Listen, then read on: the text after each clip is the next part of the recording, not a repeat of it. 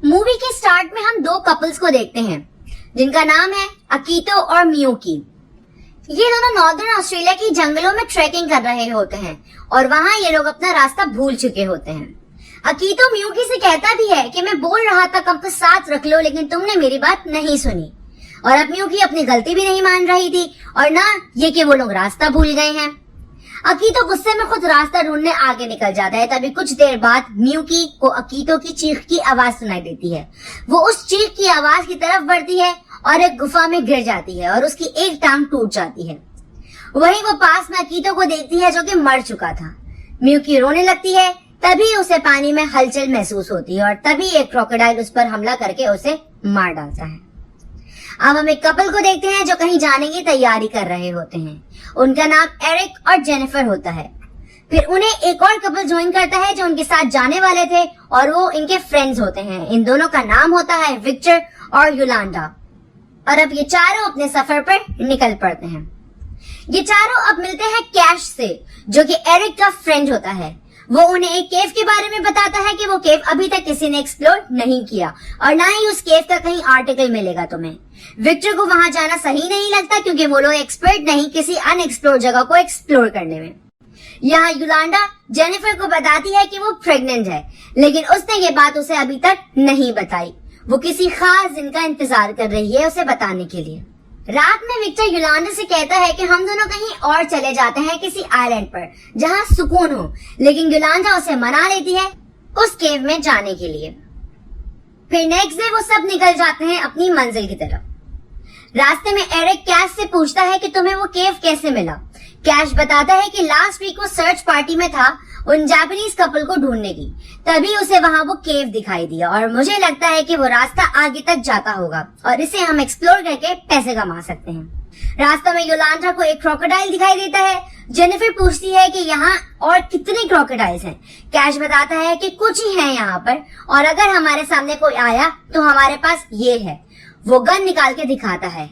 Eric उससे gun लेकर dashboard में रख देता है।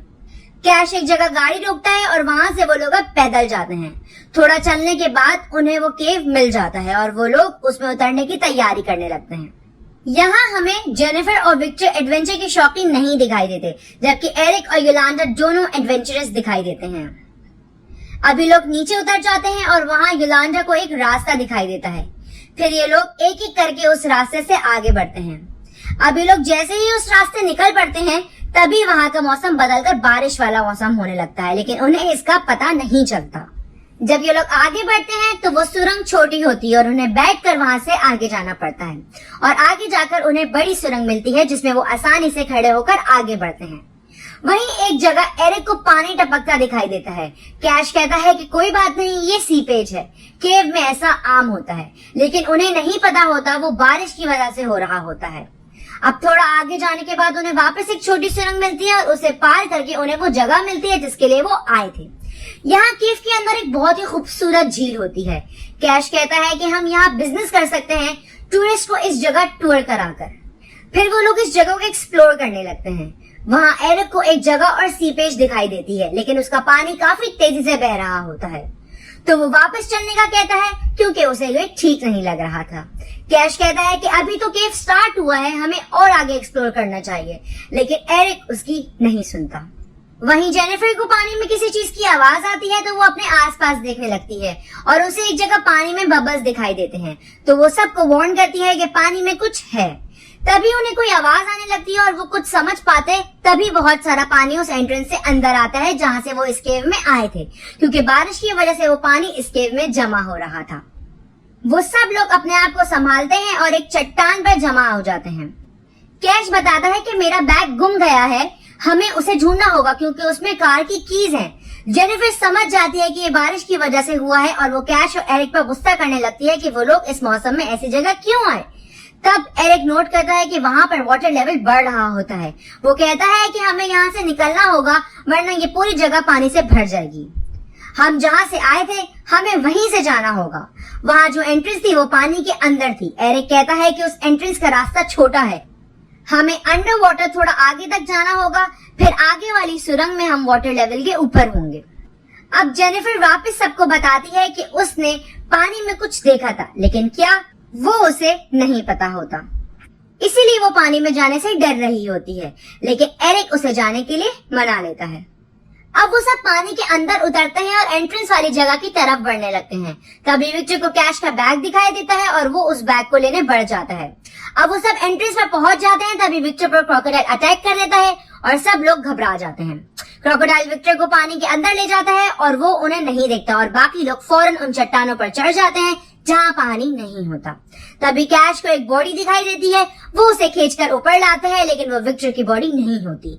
उसी वक्त विक्टर पानी के ऊपर आता है और उसका बहुत सारा खून भी बह रहा होता है। एरिक फौरन स्विम करके उसके पास जाता है और उसे अपने साथ ले जाने लगता है और वो क्रोकोडाइल उनका पीछा करने लगता है, लेकिन एंड टाइम पर एरिक खुद को और विक्टर को बचा लेता है। विक्टर का पेट अब काफी ज्यादा जख्मी हो गया था और खून भी बह रहा था। जेनिफर उसके जख्मों पर पट्टी करती है और एरिक से कहती है कि हमें इसे फौरन हॉस्पिटल लेकर जाना होगा।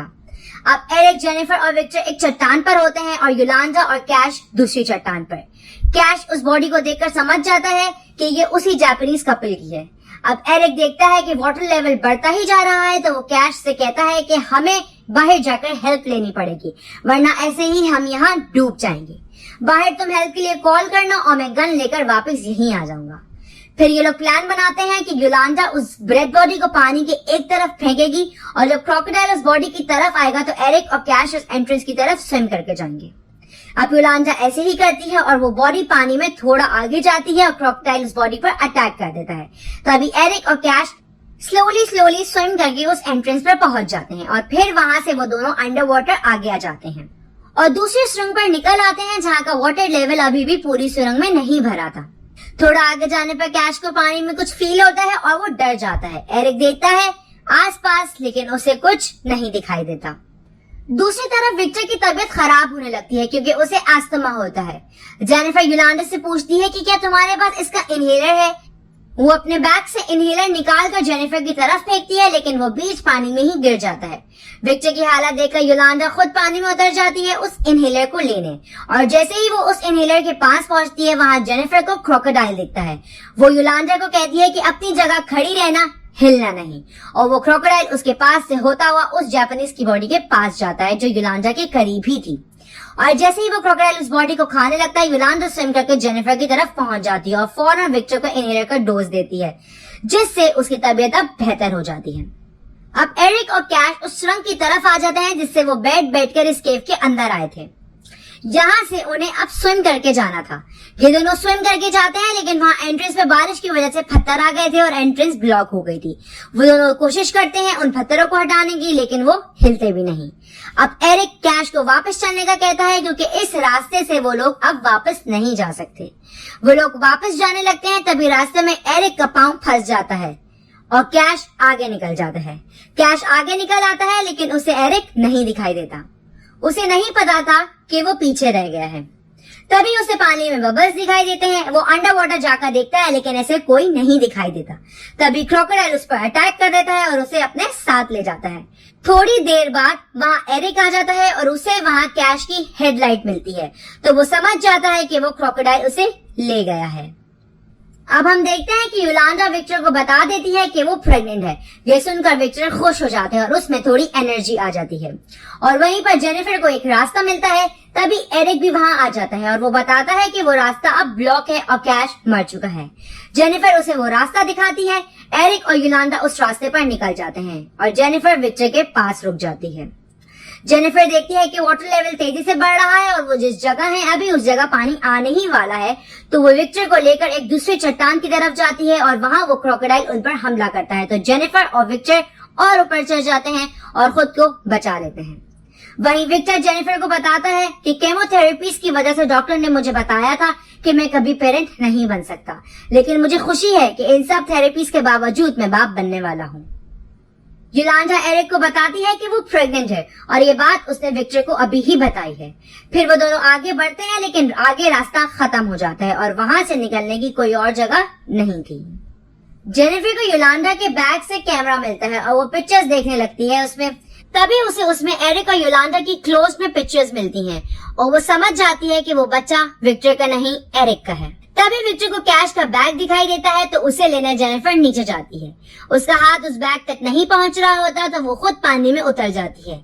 जैसे ही उसे बैग मिलता है वो देखती है कि क्रोकोडाइल उसकी तरफ आ रहा है तो वो वापस उस चट्टान पर आने लगती है, लेकिन वहां उसका पांव फिसल जाता है और वो गिरकर बेहोश हो जाती है। विक्टर उसकी हेल्प के लिए नीचे आता है और उसे पानी की तरफ से हटाता है। तभी जेनिफर को होश भी आ जाता है, लेकिन वो क्रोकोडाइल विक्टर पर अटैक करके उसे ले जाता है और दूर जाकर उसे खाने लगता है। जेनिफर बहुत डर जाती है और वो फौरन ऊपर की तरफ चढ़ जाती है। कुछ देर बाद एरिक और योलांडा दोनों वहां आ जाते हैं। फिर वो भी स्विम करके जेनिफर की तरफ जाते हैं।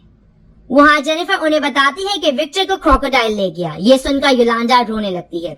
जेनिफर एरिक से पूछती है कि तुम मुझे कब बताने वाले थे इस बच्चे के बारे में। एरिक अपनी मिस्टेक एडमिट कर लेता है और जेनिफर वहीं टूट जाती है। फिर कुछ देर बाद जेनिफर को एक जगह से लाइट आती दिखती है। वो एरिक को बताती है तो वो समझ जाता है कि यहाँ से निकलने का रास्ता होगा। तभी सनलाइट यहाँ दिख रही है।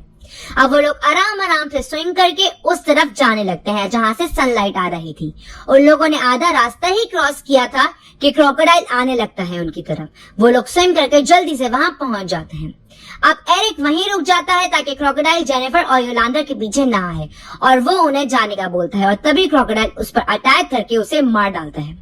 अब जेनिफर और योलांडा दोनों उस रास्ते से स्विम करके निकल आते हैं और वहां उन्हें एक और रास्ता मिलता है। वहां से जाने के बाद वो एक नदी में निकल आते हैं और वहां से वो लोग जंगल की तरफ आ जाते हैं। अब वो दोनों रास्ते पर आगे बढ़ती हैं और कुछ देर बाद उन्हें उनकी गाड़ी दिख जाती है। गाड़ी में बैठने के बाद योलांडा जेनिफर से माफी मांगती है और वो लोग वहां से जाने लगते हैं। तभी रास्ते में एक टूटा हुआ पेड़ गिरा होता है। जेनिफर कंट्रोल खो देती है और गाड़ी सीधे उस नदी में गिर जाती है।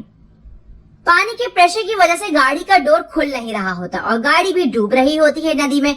और तभी हम देखते हैं कि वो क्रोकोडाइल उनकी तरफ आ रहा होता है। मतलब ये सीरियल किलर की तरह उनके पीछे पड़ा होता है। जेनिफर को तभी गन याद आती है कि डैशबोर्ड में है। वो योलांडा को उसे निकालने के लिए कहती है। जैसे ही जेनिफर गन लोड करती है क्रोकोडाइल उसे नहीं दिखता और वो साइड से उन पर अटैक करता है, जिससे गाड़ी फौरन ही पूरी डूब जाती है और पानी के अंदर जाने के बाद उसका डोर भी खुल जाता है और जेनिफर और योलांडा पानी के ऊपर आ जाते हैं। अब वो दोनों स्विम करके किनारे की तरफ जाने लगती हैं। तभी वो क्रोकोडाइल भी उनके पीछे आने लगता है। योलांडा के पांव में चोट लग जाती है, इसीलिए वो पीछे रह जाती है। जेनिफर जब देखती है कि वो योलांडा के पास ही है तो वो गन से फायर करती है, लेकिन एक भी गोली क्रोकोडाइल को नहीं लगती और क्रोकोडाइल जेनिफर पर अटैक करके उसे पानी में ले जाता है। लेकिन तभी पानी के अंदर जेनिफर फायर करती है और वो क्रोकोडाइल को लग जाती है, जिससे वो मर जाता है। अब जेनिफर और योलांडा दोनों वहां से जाने लगती हैं और मूवी यहीं पर खत्म हो जाती है।